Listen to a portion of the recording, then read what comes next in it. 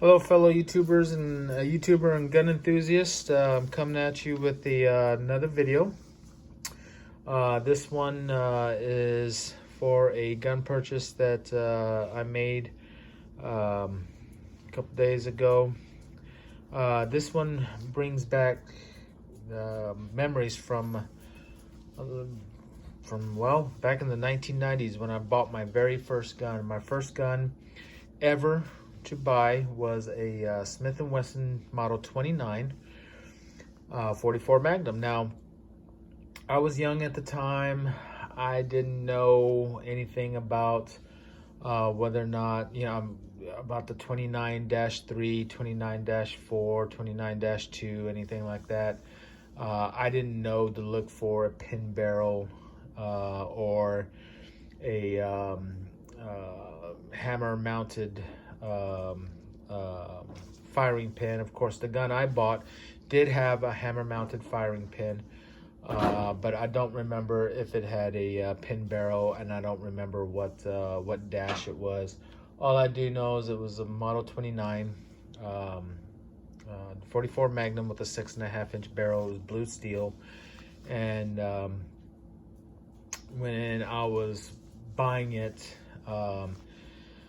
the salesperson was at a pawn shop, so it was a used gun, and the salesperson made the comment that it was a Smith and Wesson Model 29 Dirty Harry Special, and that's how I knew it. Of course, I had grown up watching the Dirty Harry movies, so I knew of the Model 29. I didn't know that it was a Model 29. All I knew was that it was a 44 Magnum, and during Clint Eastwood or Dirty Harry says in the movie that it was the most powerful handgun in the world, which of course now it is not. But I don't even think at the time of the making, maybe it was the most powerful production gun. But I do know that there were some other models out there that were more powerful. But I think it was still the most powerful production gun. I may be wrong on that, of course. But I bought that gun. I had it for a number of years, learned how to shoot on it. Double action, single action. It was my favorite gun. I followed that purchase up with a 357, and then of course my first Glock after that. But that was always my baby. Unfortunately, a family member stole her from me a few short years later, and it was never recovered, unfortunately. Broke my heart, but it is what it is. And now here it is, 2020, and just by chance, watching Dirty Harry with my daughter, I mentioned my original 44 Magnum, and I know that I had looked for the 44 Magnum Model 29 prior a few years ago, and they were not in production. So I made the comment, that I'll never have the pleasure of owning that particular gun again. And she just happened to go online, and she looked, and she's like, no, they still make them. And I was like, what? And so I started to look for, even though they brought them back in production, they're very hard to find.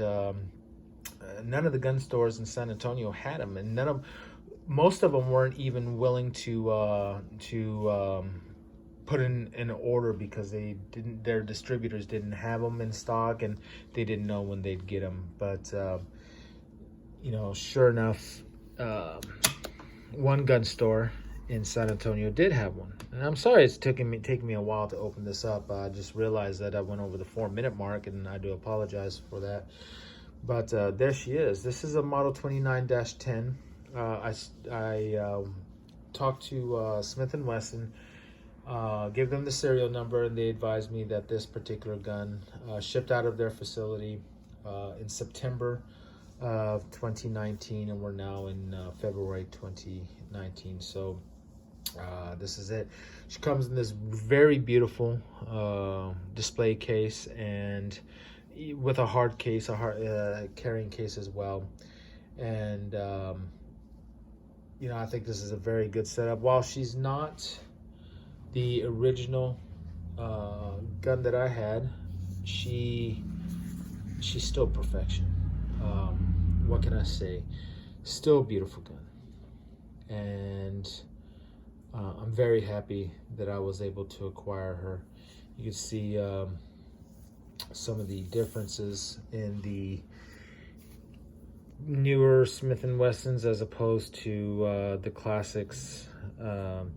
We have the what we affectionately call the Hillary hole there. No pin barrel, of course. The cylinder is not recessed, and I don't remember if my original 44 Magnum had recessed because, like I said, at the time I didn't know that that was stuff that you should look for or should understand. It was my first gun, so you know, I was a noob, and I didn't know anything. Of course, you can see that this the firing pin is mounted in the frame instead of on the hammer.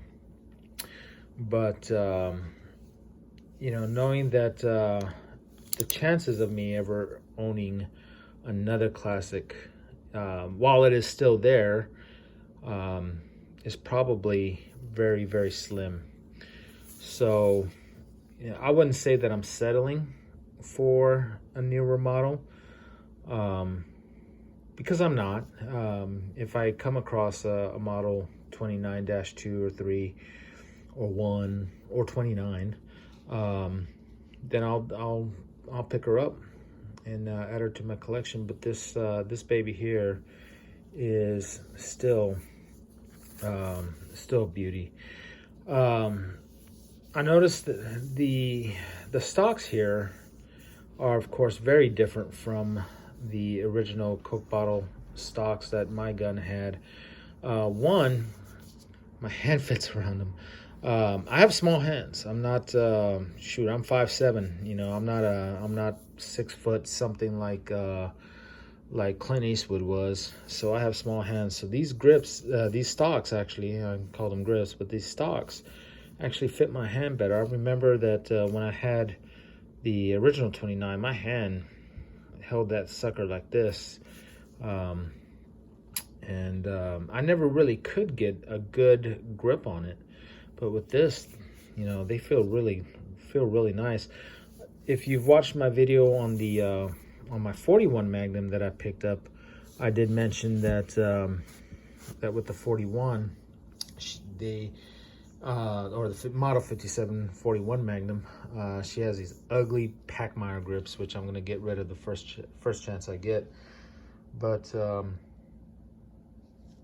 this baby, I'm so excited, and I can't wait to get her out to the range, have some fun with her.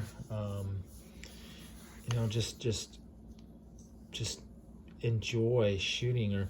Of course, something else that I did notice is that it doesn't look like, if you're looking down the barrel there, I know that with a lot of the classic series that Smith and Wesson's doing, they have the shrouded barrel.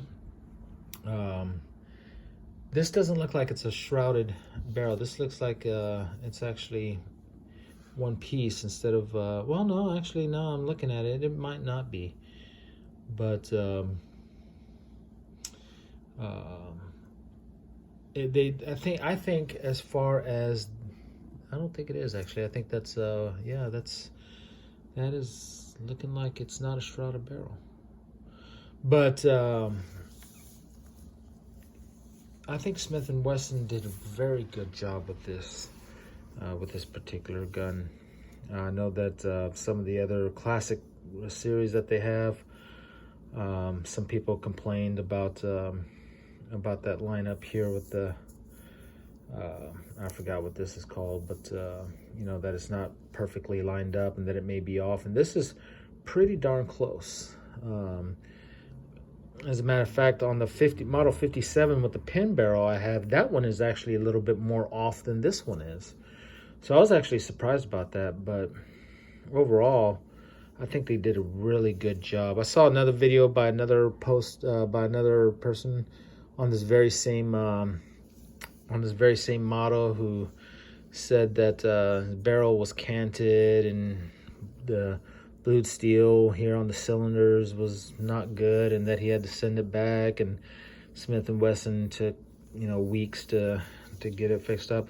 But that's kind of an older video, so I'm thinking that since then, if that's true, if those particular guns were going out like that, seems to me like they fixed it. And with their later ones, and this one here, I have no complaints. When I found her at the gun shop, I went and I took a look at her, made sure that that the bluing here was not rubbed off like he had complained, and made sure that we had good barrel alignment with the sights. You know, made sure all of that was really set up good. And I'm not disappointed. I can't wait to get her out to the range. I think I've hyped up my daughter about it, so she'll be shooting it too. There's a video on my page, and I'm sorry for the little fruit flies flying around here. They're driving me crazy too. She, out of all my children, and especially my two daughters, she's the one who's just more enthusiastic about shooting than just about any of them. My sons are too, but she seems to be really into it, and so she's looking forward to an opportunity to shoot this tomorrow. Luckily, unlike my 41 Magnum, this particular gun has the 44 Magnum ammo still readily available for it. I was able, of course, to go right over to Academy and pick up a box of Winchester White Box 44 Magnum ammo, and a box of 50. One thing I do remember about shooting 44 Magnum is back then, you know, I'd buy a box of 50 rounds, and by the time I was done, I was done. It's fun to shoot, but you know, it make your hand a little bit tired. Whereas with my 357 and with my first Glock, I can shoot all day. But you know, this 44 Magnum can really get you tired after a while. So I'm thinking a box of 50 is going to be good for the both of us, or I don't know, maybe I'll go out there and we'll shoot off a box of 50 between each other, and then you know, next week I'll feel the need to take a box of 100, who knows. But if I remember not to get too distracted by having too much fun at the range tomorrow, I'll see if I can get some video of shooting the gun, my daughter shooting the gun, and get it loaded up, and see what you all think. I'm really excited and look forward to it. So keep watching.